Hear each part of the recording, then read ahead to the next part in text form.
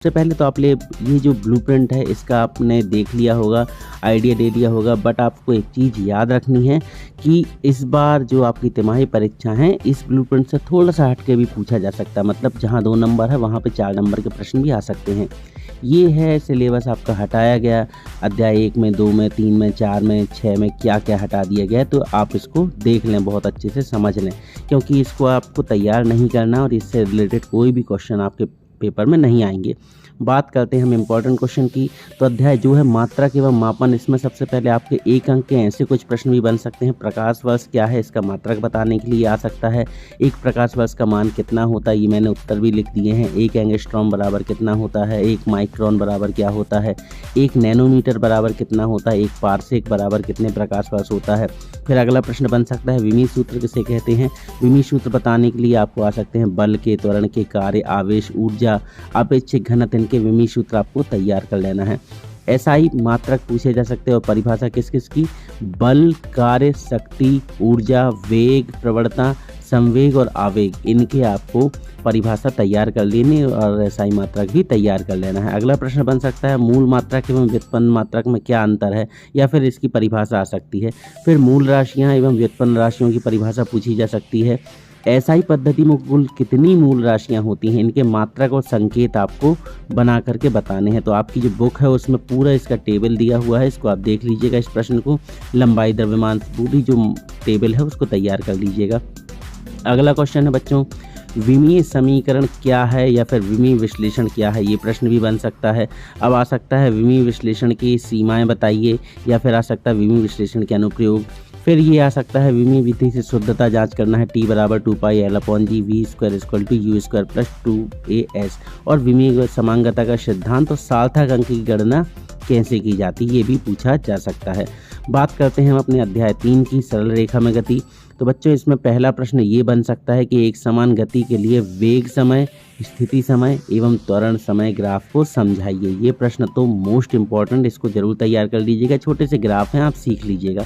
अगला प्रश्न आ सकता है एक समान त्वरण क्या होता है, या तो परिवर्ती त्वरण क्या होता है, या तो ऋणात्मक त्वरण क्या होता है। ऋणात्मक त्वरण को ही मंदन कहा जाता है, तो इसकी डेफिनेशन आपको बुक से ढूंढ करके लिख लेनी है।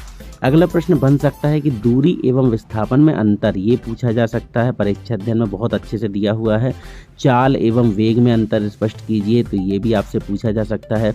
फिर यहाँ पे एक प्रश्न और बन सकता है कि ये जो गति के समीकरण हैं, गति के कुल 3 समीकरण हैं, आपको मालूम होगा। पहला है v बराबर u + at, दूसरा है s बराबर ut + 1/2 at², और तीसरा है v² = u² + 2as। ये तीनों समीकरण की आपको व्युत्पत्ति बननी चाहिए। इनको कैसे करना है ये आपसे बनना चाहिए, तो इनको आप सीख लीजिएगा किस तरीके से गति के समीकरणों को निकाला जाता है। फिर यहाँ पे एक अगला प्रश्न बन रहा है कि ऊर्ध्वाधर ऊपर की ओर फेंके गए पिंड के लिए आपको जो इसका महत्तम ऊंचाई, इसका व्यंजक आपको बताना है। तो आपको ये वाला भी प्रश्न कर लेना है। बच्चों एक चीज़ मैं बोलना चाहता हूँ, आप लोग डिमांड कर रहे थे इसलिए मैंने आप लोगों को इम्पोर्टेंट क्वेश्चन उपलब्ध कराए हैं। ये मेरे स्वयं के विवेक के अनुसार हैं, अर्थात कि अगर इसमें से कुछ नहीं फंसता तो उसके लिए मैं रिस्पॉन्सिबल नहीं होऊंगा, पर मैं आपको भरोसा दिलाता हूं अगर आपने इतने प्रश्न तैयार कर लिए तो आपका अच्छे नंबर वैसे ही आ जाएंगे। प्लीज़ बच्चों हमारे चैनल को सब्सक्राइब करें और अपने छोटे भाई बहन 9वीं 10वीं वालों को भी हमारे चैनल की जानकारी दे दें, क्योंकि हम अपने चैनल में लगातार सबकी मदद करते हैं, आपकी भी किए हैं, ताकि उनको भी ये जानकारी मिल जाए। अगला अध्याय है समतल में गति। तो इसमें पहला प्रश्न कॉमन सा है जो कि पूछा ही जा सकता है, सदिश एवं अदिश राशियां किसे कहते हैं, या फिर सदिश और अदिश में अंतर। अगला प्रश्न बन सकता है सदिश योग संबंधी त्रिभुज नियम को सिद्ध कीजिए। बहुत अच्छा इंपॉर्टेंट क्वेश्चन है कि सदिश योग संबंधी त्रिभुज नियम को बताइए। या फिर आ सकता है सदिश योग संबंधी समांतर चतुर्भुज नियम बताइए, या फिर आ सकता है सदिश योग संबंधी सहचर्य नियम को समझाइए। फिर सदिशों के प्रकार आ सकते हैं, सदिश कितने प्रकार के होते हैं, शून्य सदिश की परिभाषा, विपरीत सदिश की परिभाषा, समान सदिश की परिभाषा, एकांक सदिश की परिभाषा।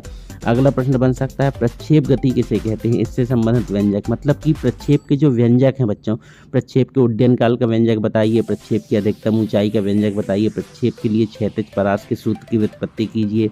फिर एक प्रश्न मोस्ट इंपॉर्टेंट, प्रक्षेप का पथ परवलयाकार होता है, सिद्ध कीजिए कि प्रक्षेप का पथ परवलयाकार होता है। इस प्रश्न को भी तैयार कर लेना, ये एक व्यंजक है। अगला प्रश्न बन सकता है अभिकेंद्री त्वरण क्या होता है, इसके व्यंजक की व्युत्पत्ति। फिर रेखीय वेग और कोणीय वेग में संबंध मतलब v बराबर r ओमेगा सिद्ध करने के लिए आ सकता है। और एक अगला प्रश्न बन सकता है आवृत्ति एवं आवर्तकाल में संबंध बतलाइए। तो ये प्रश्न भी आपको तैयार कर लेना है, ये भी अपने आप में मोस्ट इंपॉर्टेंट क्वेश्चन है। बात आती है हमारे अध्याय 5 की गति के नियम। तो गति के नियम आपको मालूम होना चाहिए कि भौतिकी के पितामह किसे कहा जाता है, सर आइजैक न्यूटन। तो न्यूटन साहब ने गति के नियमों की खोज की थी, गति के उन्होंने 3 नियम दिए थे। तो इसी से रिलेटेड ये पूरा चैप्टर है बच्चों। तो इसमें आपको जो पहला प्रश्न बन सकता है जड़त्व क्या है, इसके प्रकार। तो बच्चों जड़त्व 2 प्रकार के होते, विराम का जड़त्व और गति के जड़त्व, इनकी डेफिनेशन भी देख लीजिएगा। फिर यहाँ पे अगला प्रश्न है संवेग संरक्षण का नियम। संवेग संरक्षण का नियम जरूर तैयार कर लीजिएगा। फिर तीसरा प्रश्न है न्यूटन के गति संबंधी नियम। तो न्यूटन के गति संबंधी 3 नियम होते हैं, ठीक है, तो तीनों की आपको डेफिनेशन देख लेनी है। फिर चौथा प्रश्न है प्रत्यास्थ एवं अप्रत्यास्थ संघट्ट को समझाइए, इसको देख लीजिएगा। घर्षण क्या है, इसके प्रकार, घर्षण क्या होता है इसके प्रकार बताने हैं आपको। सर्पी घर्षण बेलन घर्षण में अंतर ये मैंने आपको बताया नहीं है, पर ये तैयार कर लीजिएगा, चांस उसके भी बन सकते हैं। घर्षण से हमें क्या लाभ है, क्या हानियां हैं, घर्षण को कम करने एवं उसके बढ़ाने के उपाय आपको पूछे जा सकते हैं कि घर्षण को कम कैसे किया जा सकता है। ये मोस्ट इंपॉर्टेंट क्वेश्चन 8वां नंबर, रोलर को ढकेलने की बजाय खींचना आसान होता है क्यों, इसको आपको सिद्ध करना, स्पष्ट करना है। फिर घर्षण कोण एवं विराम कोण में संबंध स्थापित करना। तो ये प्रश्न भी आप लोगों को तैयार कर लेना है। अच्छा, इसमें कुछ आंकिक प्रश्न भी हैं, तो आपको जो प्रश्न बैंक जारी हुई है इस साल, उस प्रश्न बैंक में जितने भी आंकिक क्वेश्चन हैं बच्चों, उनको बहुत अच्छे से सीख लें, समझ लें, तैयार कर लें। उन प्रश्नों में से कोई भी प्रश्न पूछे जा सकते हैं। हमारा अगला अध्याय है कार्य, ऊर्जा और शक्ति। तो बच्चों कार्य, ऊर्जा, शक्ति में ये कॉमन सी बात है। सबसे पहले तो आपको जो भी चैप्टर है, जो नाम है उसका, उसकी परिभाषा तैयार ही कर लेनी है। यहाँ पे जैसे यहाँ पहला प्रश्न बन रहा है कार्य, ऊर्जा एवं शक्ति की परिभाषा, इन 3 में से किसी की भी परिभाषा पूछ सकते, हो सकता है आ जाए। कार्य की परिभाषा बताइए एवं ऐसा ही मात्रक बताइए, या फिर ऊर्जा का ऐसा ही मात्रक, ऊर्जा के प्रकार, कार्य के प्रकार। तो कार्य कितने प्रकार के होते हैं, दूसरा क्वेश्चन देखें आप। कार्य के प्रकार, तो कार्य कितने प्रकार के होते, 3 प्रकार के। कौन कौन से, धनात्मक कार्य, ऋणात्मक कार्य और शून्य कार्य। इसकी परिभाषा तैयार कर लीजिएगा, उदाहरण देख लीजिएगा बहुत अच्छे से। फिर अगला क्वेश्चन है संरक्षी एवं असंरक्षी बल में अंतर स्पष्ट कीजिए। संरक्षी बल क्या होता है ये बताना, असंरक्षी बल क्या होता है इसको बताना। तो इसमें अंतर बहुत अच्छे से दिया हुआ है। अगला है कार्य ऊर्जा प्रमेय। कार्य ऊर्जा प्रमेय लिए अपने आप में एक वजनदार क्वेश्चन, इसको देख लीजिएगा। फिर अगला प्रश्न है सिद्ध कीजिए P = F.V। P मतलब पावर, पावर मतलब शक्ति, शक्ति का एक छोटा सा व्यंजक है, ये तैयार कर लेना। 6वां वाला एक क्वेश्चन है, तो बच्चों ये 6वां वाला भी आपको कर लेना है। 7वां प्रश्न है स्प्रिंग को खींचने या दबाने में संचित ऊर्जा के सूत्र की स्थापना। 8वां है सिद्ध कीजिए मुक्त रूप से गिरती किसी वस्तु की कुल यांत्रिक ऊर्जा अचल रहती है। और बच्चों इस अध्याय से भी आंकिक प्रश्न आपको देख लेना है, जो कि आपके प्रश्न बैंक में जारी किए गए हैं, इनको आप तैयार कर लीजिए।